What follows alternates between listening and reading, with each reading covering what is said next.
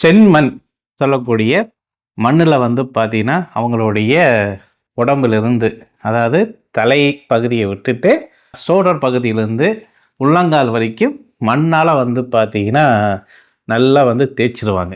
தேய்ச்சிட்டு சூரியனுடைய வெளிச்சத்தில் அவங்க வந்து அரை மணி நேரம் ஊற வைப்பாங்க.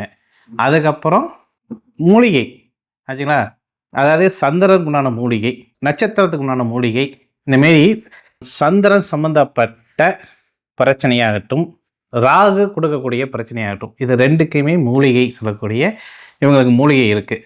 அந்த மூலிகையை வந்து சரியாக நம்ம வந்து பயன்படுத்தி அந்த மூலிகை குளியலோட மண் குளிரும் மூலிகை குளிரும் ரெண்டு சேர்ந்து இவங்க பயன்படுத்தினா நிச்சயம் அவங்களுடைய மனநிலை மாறுமானா நிச்சயம் மாறும். ஆச்சுங்களா, முதல்ல உங்கள் ஜாதகத்தில் எப்படி அமைப்புகள் இருக்குதுன்னு தெரிஞ்சுக்கோங்க. ஜாதகம் இல்லாதவங்களுக்கு நாங்கள் பிரசனமாக பார்ப்போம்.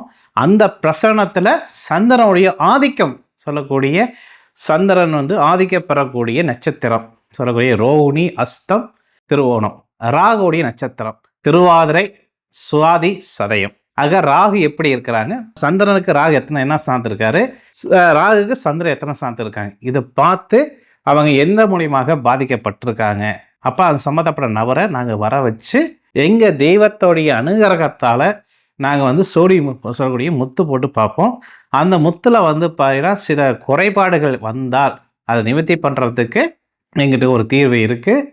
அதுங்களா, இந்த மனநிலை பாதிக்கப்பட்டவங்க மட்டும் கம்பல்சரி வந்து நீங்கள் நேரடியாக நீ வந்து சந்தித்தா உங்களுக்கு நிறைய விஷயங்கள் நான் உங்களுக்கு நேரடியாக சொல்லுவேன்.